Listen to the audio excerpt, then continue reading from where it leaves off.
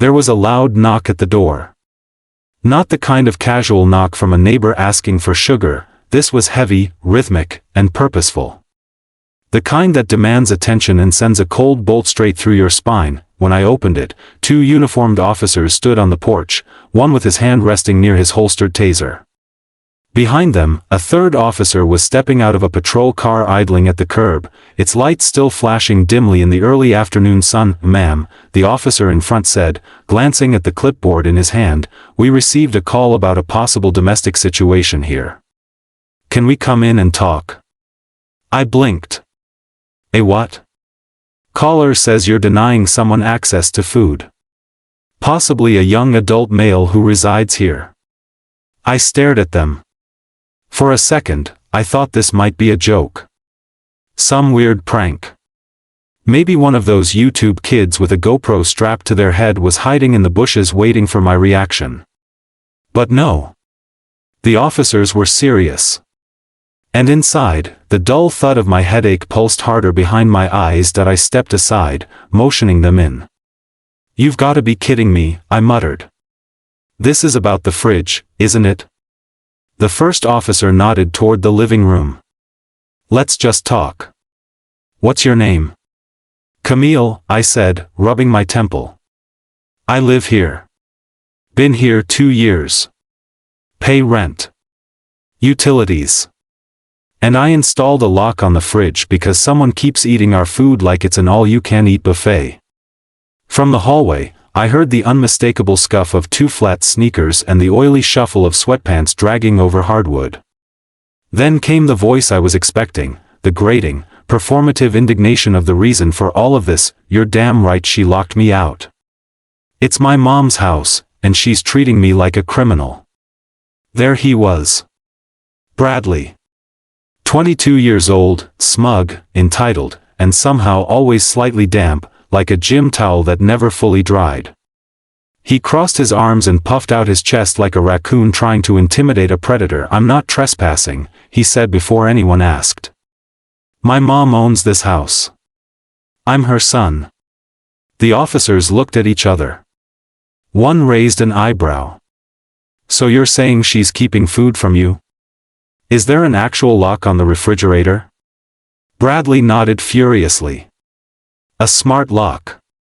I can't even get to basic nutrition. It's abuse." I felt my mouth twitch. Not in amusement, though, honestly, it was absurd, but in sheer disbelief.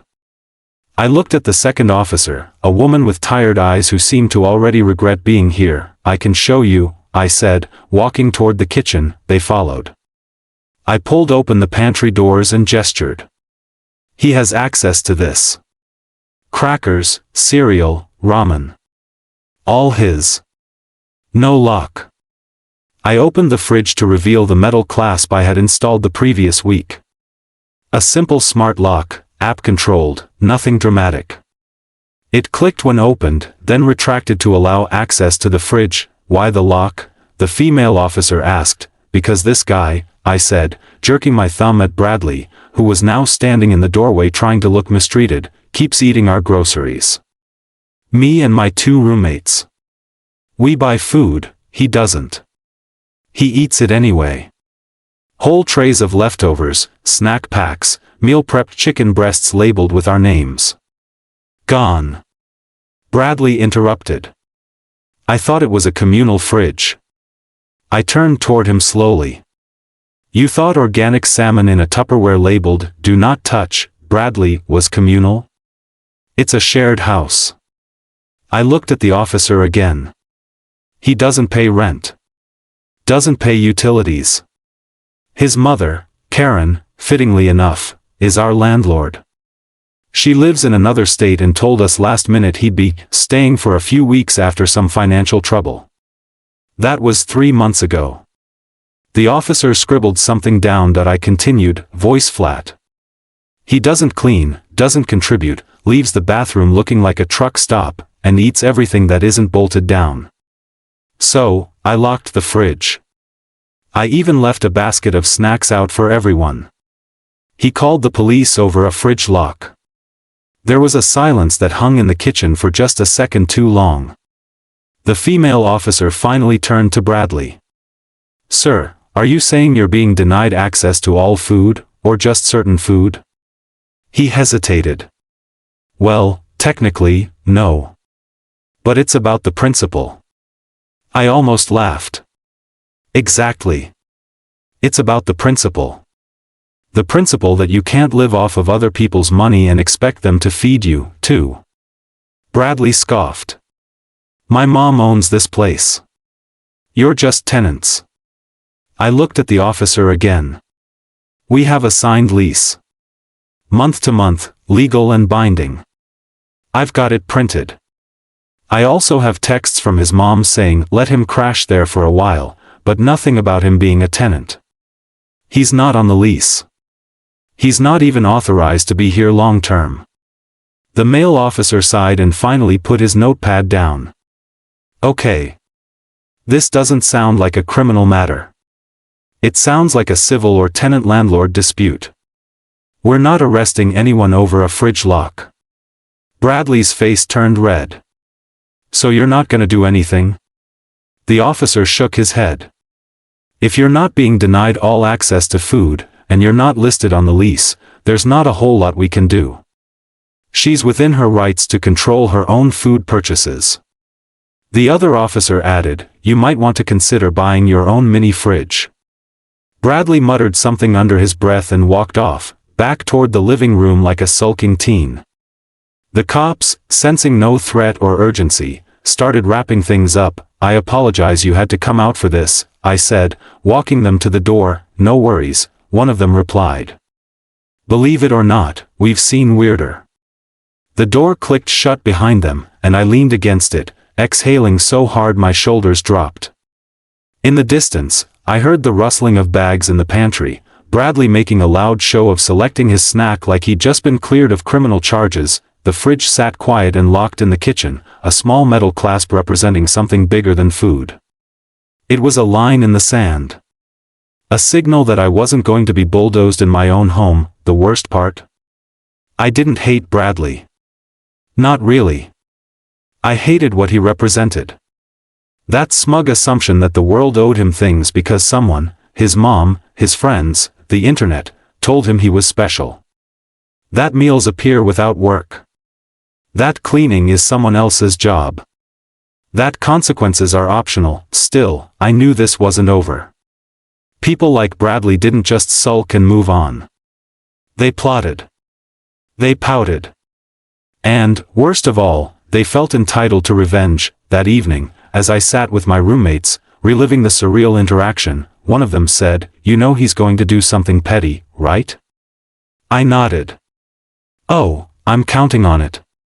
Because if there's one thing worse than dealing with a freeloading man-child, it's knowing he still thinks he's got the upper hand, and I wasn't about to let him." When Karen first told us her son would be staying just a little while, none of us thought much of it. She phrased it like he was a guest, not a new fixture. "He's going through a rough patch," she'd said over the phone, voice all syrupy concern, and I knew my tenants would understand. "You're all so mature." At the time, I had no reason to suspect what was coming. A couple of weeks? Fine. Maybe he'd be quiet. Maybe he'd keep to himself. Maybe he'd even pitch in with chores. Optimism, as always, proved to be a trap. The day Bradley arrived, he showed up wearing a pair of oversized cargo shorts, a faded tank top that read, "Don't tread on me," and a backwards baseball cap that hadn't seen soap in years. In one hand, he held a duffel bag. In the other, a 32-ounce energy drink and a pack of hot dogs. No suitcase. No toiletries. No food for sharing. Just a presence like a bad smell that didn't know when to leave. He didn't introduce himself. He didn't shake hands. He simply walked in like he owned the place and muttered, "Which room's mine?" None of them were, technically, but he dropped his bag in the spare den, formerly our laundry and storage room, without a second thought. Within 2 hours, his shoes were in the living room, his towels were hanging on the bathroom rack, and his gaming setup, a cracked laptop and a tangle of cords, was sprawled across the dining table that my two roommates, Jordan and Mel, shared a glance with me that said what we were all thinking. This was going to be a problem. The first week, we tried to be polite. We figured maybe Bradley just needed time to adjust. Maybe he was awkward. Maybe he just didn't know how to live with people. But hope faded fast. Bradley treated the house like a college dorm he didn't pay for. He played loud music at night, some mix of trap beats and conspiracy podcast monologues, while chain-smoking out the window, despite our "no smoking indoors" agreement. He left dishes in the sink for days, food crusted and sour. When asked about them, he simply said, "I didn't use those." Worst of all was the food. At first, it was little things, half a sleeve of cookies missing here, a yogurt cup gone there. But it escalated. Full meals disappeared. Leftovers we labeled with our names, packed for lunch the next day, were just gone. Jordan's frozen burrito stash was cleared out 1 week. Mel's salad ingredients vanished the next. My batch of slow-cooked chili, meant to last 4 dinners, was gone in 2 days. That we confronted him, gently, at first. Jordan asked, "Hey, have you seen my protein shakes?" Bradley shrugged and said, "Probably expired." I tossed them. They weren't. He'd just drunk them. When we tried to address the pattern, Bradley became defensive. "You guys are acting like this is your house or something," he scoffed, peeling an orange he didn't buy. "My mom owns this place. I'm family. You're just tenants." It was the first time he said it out loud, but the tone had always been there. That air of inherited ownership. The unshakable belief that this house, and by extension, everything in it, belonged to him by bloodline. And we were just intruders in his kingdom of entitlement that I called Karen. Tried to be diplomatic. Explained the tension, the food issues, the messes. She was polite at first, listening with little hums and gasps, then her tone shifted. "Well," she said, "he is my son, Camille. I did say he could stay for a while. He's going through a hard time, you understand. It's important for family to feel safe." "Sure," I replied slowly, "but he's not contributing. He's not cleaning. He's taking our food. We didn't agree to feed him." There was a long pause on the line. "I would have expected more compassion from you," she said finally, cold creeping into her voice. "Especially from someone with your background." I paused. "My background?" "I'm just saying," she continued quickly, "I always try to be open-minded, but you do come from a different kind of upbringing, and I'd hoped that would mean you'd be more community-oriented." My jaw tightened that I didn't respond. I thanked her for her time, hung up, and sat on the edge of my bed, blood humming like static in my ears. It wasn't the first time she'd slipped something like that into conversation, veiled comments, always wrapped in politeness. But this time it was clear. Karen saw herself as a kind, tolerant woman. But she saw us as renters. Outsiders. And Bradley? He was the heir to the throne. Things didn't improve after that call. If anything, Bradley got bolder. He left his laundry in the machine for days. He used my shampoo, some expensive, salon-grade stuff, and had the gall to say, "It smelled good, figured you wouldn't mind." When we left passive-aggressive notes on the fridge, he tore them down. When we left direct ones, he laughed. "Y'all are way too uptight. It's just food." After another week of disappearing groceries and cold shoulders, I sat down with Jordan and Mel at the dining table. "We need to do something," I said. Mel leaned back. "Like what? Kick him out? His mom owns the place." "No," I said, "but we can at least stop feeding him. I'm not grocery shopping just to keep this grown child full." That's when I installed the smart lock. Simple, subtle. It latched across the fridge and secured with a code I managed from my phone. I added Jordan and Mel as authorized users. We all had our own section in the fridge, and the freezer remained unlocked for shared items like ice, butter, and frozen peas. But the main food, our food, was protected that we didn't even tell Bradley at first. I figured he'd figure it out eventually. And oh, did he. The next morning, around 10 a.m., I heard the clunk of the fridge handle being pulled. Then, an exaggerated grunt. Then, louder, "What the hell?" I walked into the kitchen as Bradley smacked the side of the fridge like that would help. "You lock the fridge?" "Yep." "That's illegal," he said flatly, turning to face me. "You can't lock people out of food. That's abuse." "No one's starving you, Bradley," I said. "You've got your own pantry shelf, and the freezer's still open. We just got tired of feeding you." He narrowed his eyes. "My mom's gonna hear about this." "I'm sure she will." That night, he called her. I could hear the muffled complaints through the paper-thin walls. His voice rose and fell with dramatics, using words like malnourished, inhuman, and targeted. "Karen called me again the next day. This isn't how adults handle disagreements, Camille," she said, voice thick with passive disappointment. "Neither is freeloading off people who aren't your family. I'm disappointed in your behavior. You've been so difficult lately." That word. Difficult. It's how people like her say defiant that I didn't yell. I didn't argue. I simply replied, "You've given your son permission to stay, but not responsibility. We're not his parents. We're not his chefs. And if you won't step in, we will." Click. After that, things were tense. Bradley barely spoke to us. He sulked, slammed doors, and started acting like the victim in a high school drama. One night, we found our Wi-Fi router unplugged. Another time, the bathroom was left flooded with the faucet running. Little acts of sabotage, but then came the breaking point that I was in the kitchen making a cup of tea when I noticed the fridge slightly ajar. The lock was scratched. It had been forced open, badly, like someone used a flathead screwdriver and zero common sense. Inside, half a package of deli turkey was missing, along with 2 boiled eggs and the last slice of cake Jordan had been saving for her birthday. Bradley strolled in behind me, wearing that same smug look. "You break it?" I asked that he shrugged. "Fridge locked itself. I had to eat."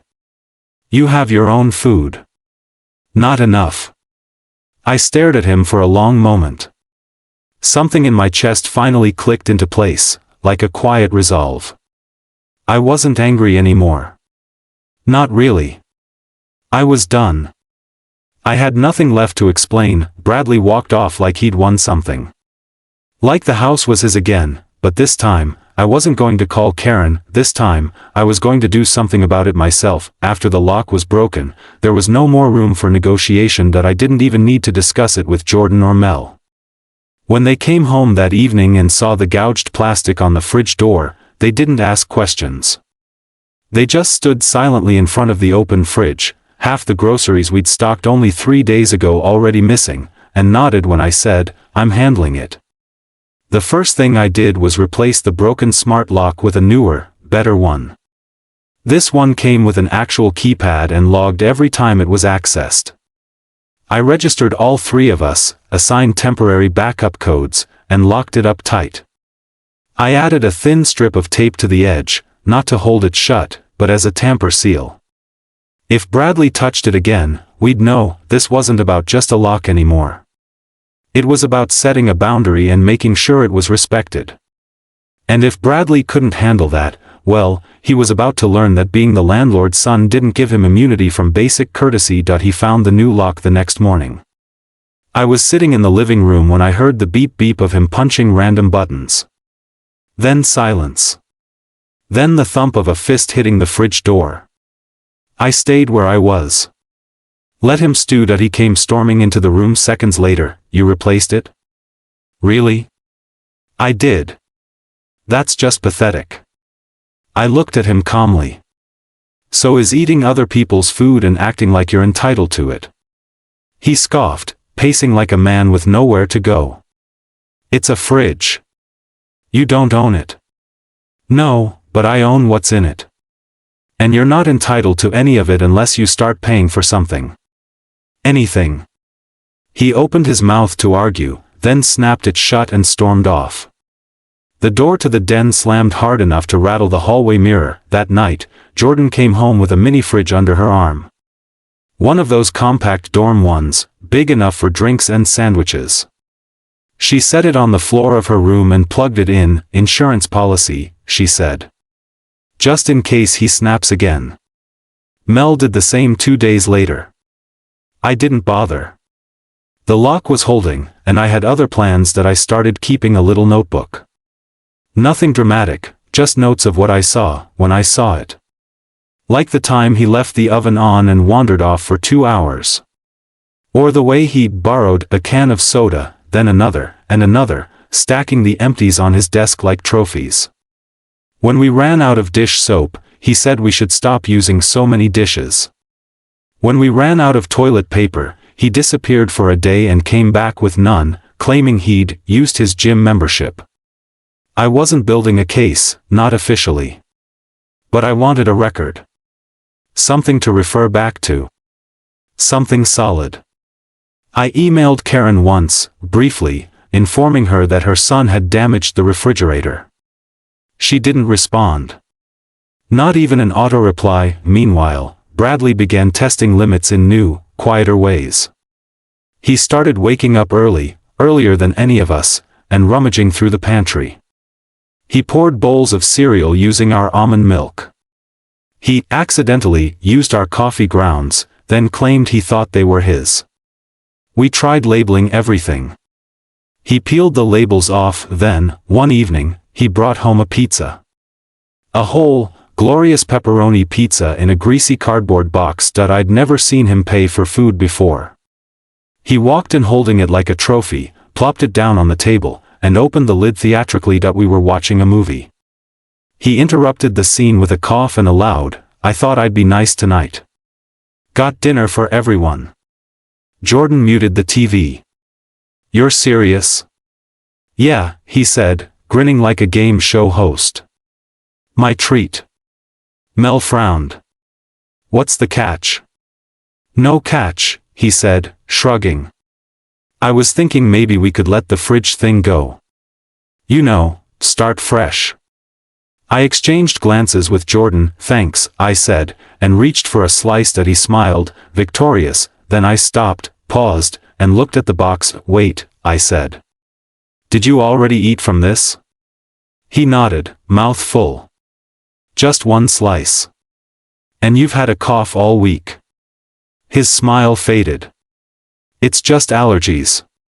I'll pass." Mel stood up. "Yeah. Thanks but, no thanks." Bradley scowled, took the box, and walked off without another word. He left it in the kitchen overnight, open. By morning, it had unstud. A few days later, I came home from work to find the new fridge lock showing signs of tampering. Scratches on the keypad, like someone had tried to force it with a key or knife. The seal tape was torn. That was it. That I printed out a simple document. A written request for Bradley to vacate the property.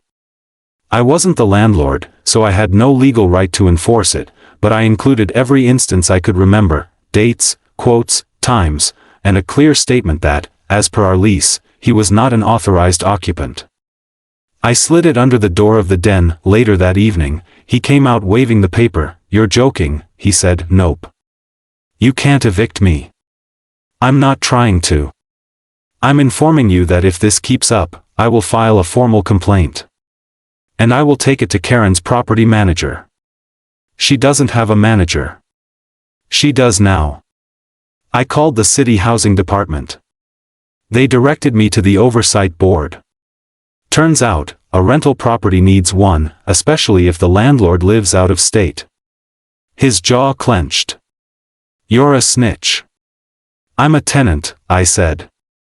"And I'm tired of living like this." He left without another word. For the next few days, things were quiet. Too quiet. The lock stayed untouched. No food went missing. Dishes still piled up, but no new drama, until Saturday. I was in the kitchen making lunch when I heard yelling outside. Not a fight, more like panicked yelling. I stepped out onto the porch and saw Bradley in the driveway, pacing with his phone pressed to his ear. "I'm not leaving," he barked into the phone. "She can't make me leave. It's illegal." He turned and saw me. Pointed, "She's crazy. She locked the fridge and now she's trying to evict me." I could hear Karen's voice faintly from the speaker, shrill and defensive. He ended the call and stomped inside. "You think you're clever," he said.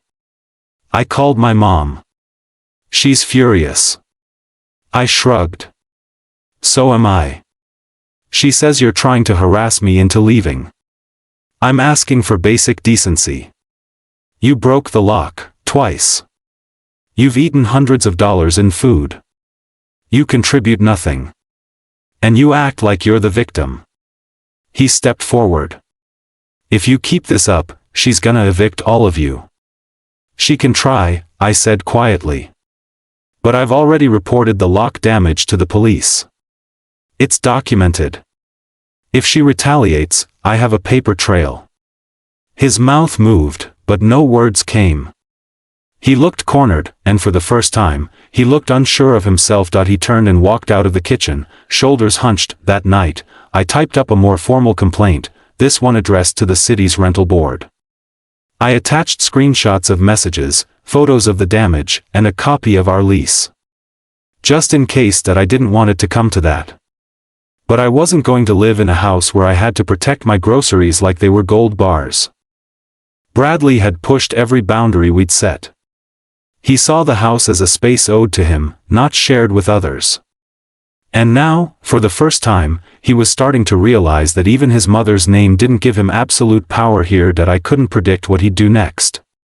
But I knew one thing, he wasn't used to consequences, and I was more than ready to introduce him to them. Absolutely. Here's section 4, sweet karma, written in a realistic, grounded, and cinematic style with no headings, staying within the emotional arc of the story and keeping all elements plausible and authentic. 2 weeks had passed since I'd installed the fridge lock, and in that time, things in the house had gone from simmering awkwardness to a slow-boiling tension stew.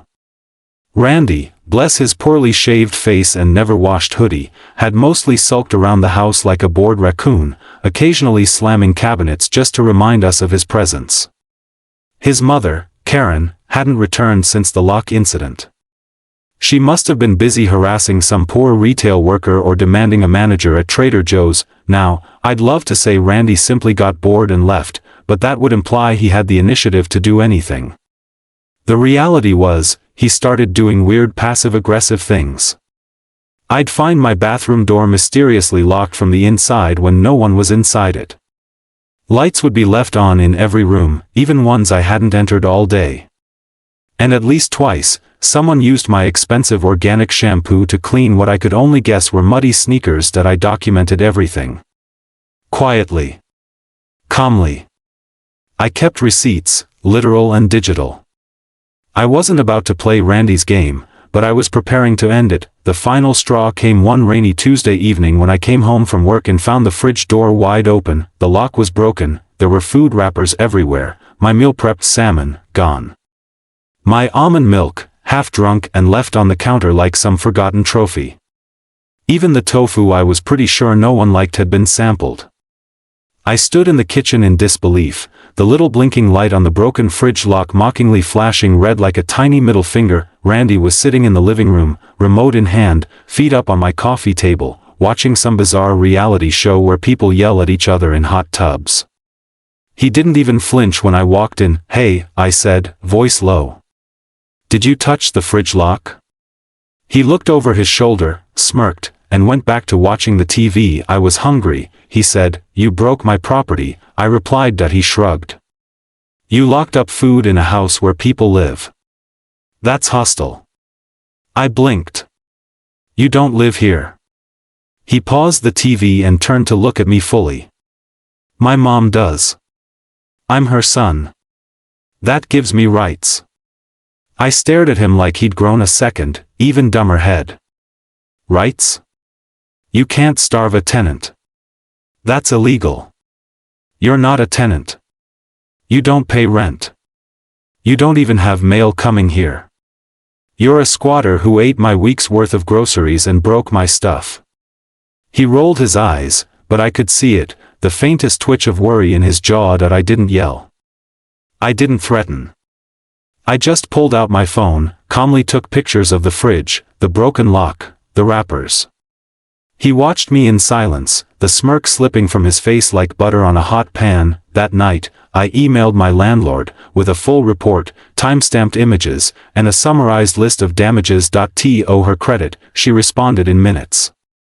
Turns out, she had no idea Randy had even moved in. Karen had told her she was living alone. When she found out her adult son had been unofficially occupying the space and causing problems, the landlord didn't just get mad, she got motivated. The next morning, a formal notice was taped to the inside of the front door. A warning: unauthorized residents are grounds for lease termination.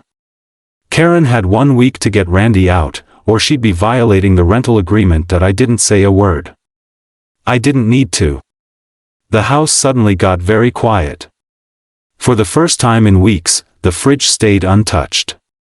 Randy tried to act like he wasn't panicking, but he was suddenly very eager to do dishes, wipe counters, and avoid eye contact. Karen showed up that Friday, lips tight, eyes scanning like she was walking into a courtroom. "I assume you called the landlord," she said, setting her bag down like it personally offended her. "I did," I replied.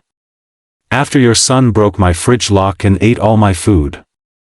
"That lock was passive-aggressive," she snapped, "and breaking it was criminal damage," I said calmly. She muttered something about family rights under her breath, but she knew she had no leg to stand on. Later that evening, I overheard them arguing in the next room.